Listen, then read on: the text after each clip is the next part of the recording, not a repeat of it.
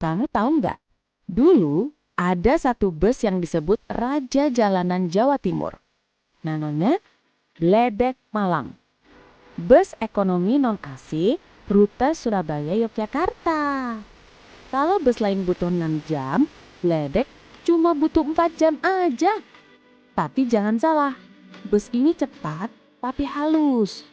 Penumpang bisa tidur nyenyak, nggak ada rem mendadak, nggak ada goyangan.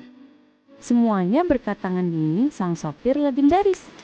Orang yang hafal setiap tikungan dan tanjakan di jalur selatan. Dan yang paling ikonik, slogannya dulu di Terminal Surabaya. Berangkat terakhir, sampai duluan. Kesalip, uang kembali. Bukan cuma janji, tapi bukti. Sekarang, Bledek mungkin tinggal kenangan. Tapi namanya masih hidup jadi legenda jalanan Jawa Timur.